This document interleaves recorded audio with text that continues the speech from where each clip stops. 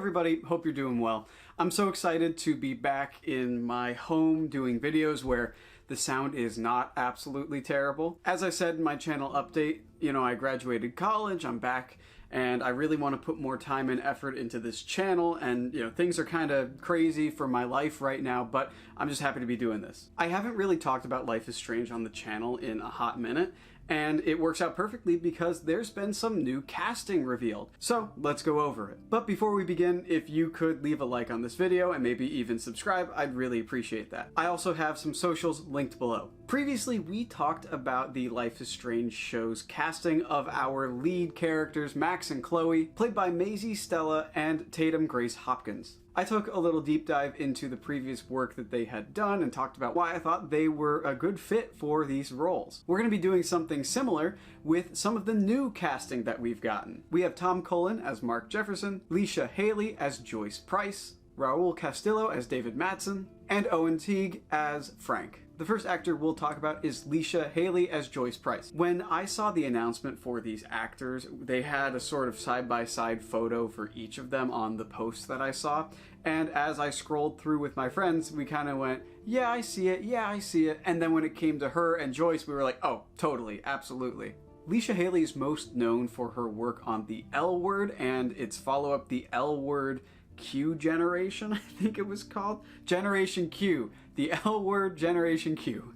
Now, for those of you who are unaware, the L Word, both series focus on LGBTQ characters, which obviously Life is Strange, the entire series is full of them, and so to have someone who has experience in shows that deal with representing those kinds of characters, I think is a great thing. I think the most interesting thing about this actress is how she first came into the public spotlight. It was part as a musical duo called The Murmurs, and she's continued to do music even, recently.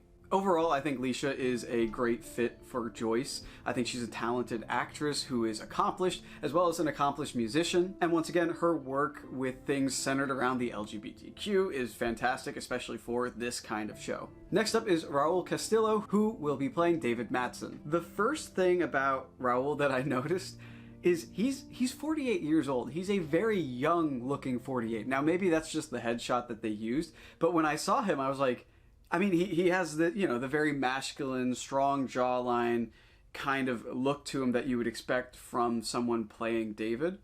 But I was a little like, he looks a little young to be David. But then I saw he's 48. So, I'm sure, once again, makeup plays a role. The way that they style him will play a role. So I was just a little surprised at that at first. He's worked on shows like Americano, Cold Weather, as well as an HBO series called Looking, which, as far as I understand, also got a movie spin-off or movie continuation. I think the most interesting thing about Raul is when you look him up, they also mention that he's a playwright. I think it's important for actors to understand, they don't need to be writers, but I think it's important for them to understand the process of writing and the process of these characters, because really acting is a collaborative process. The writer has a say, the director has a say, the actor has a say, and they all have to kind of meet in the middle to find this character. And David is a very complicated character. I know he's kind of one-dimensional at points, but you see that there's a different side to him. You also see how he deals with the fallout of his actions in Life is Strange 2.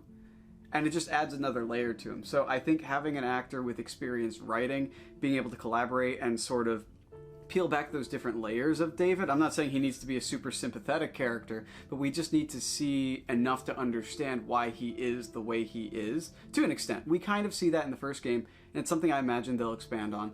So that's personally why I'm excited for him. I think he definitely looks the part. I think I can say that for most of these people, that they kind of look the part, but I'll do like an overview at the end. So Owen Teague is going to be playing Frank Bowers, and Owen's my guy. I've mentioned on this channel before that I enjoy the Planet of the Apes movies, and I also really enjoyed Kingdom of the Planet of the Apes, which Owen stars in as Noah. Now, this might be my bias, but I think working on the Planet of the Apes is a really good sign for an actor. And I know that sounds silly, but whether you are an ape doing mocap, whether you are a human having to interact with a lot of these, fully CG, stuff on tennis sticks saying, yeah, that's a gorilla right there, react to it.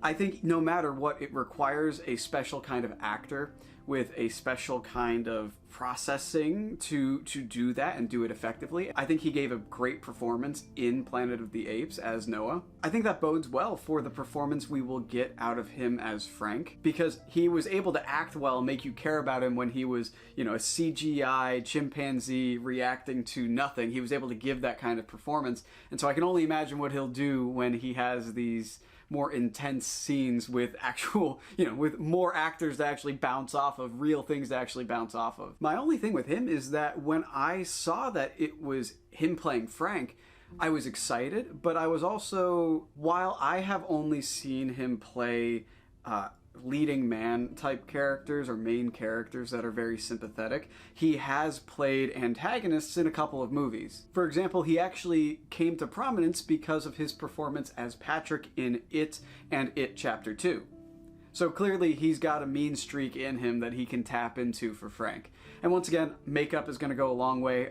I've only ever seen him really clean shaven and as that leading man figure, you know, more stereotypically handsome, that kind of thing. So to see him gruffed up for the role, I have no doubt in his performance. I'm just curious how they'll go about with costuming.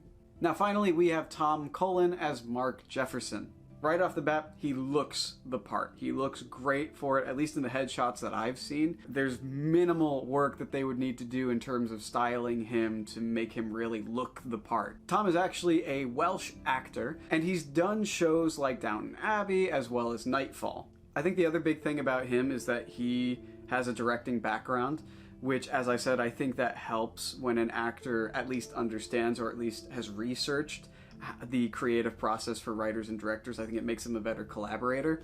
And for a character like Jefferson, who, if he's played the wrong way, he could come off as really cheesy and not as sinister. I could see someone reading the lines that we get in the game and then it coming off as like kind of cringy or cheesy if they don't, you know, do it the right way, or if, you know, the director and the writers and the actors are not on the same page about the delivery. So that once again gives me confidence in him. While most of these actors have won some awards, I want to take a minute to focus on Tom Cullen's award, simply because I think Jefferson is a difficult character to handle, like I just mentioned. So he's won, so in 2011, he won Most Promising Newcomer at the British Independent Film Awards. He's won Best Actor at the Nashville Film Festival. And the one that I believe carries the most weight is he won a SAG award for Outstanding Performance by an Ensemble in a Drama Series for Downton Abbey.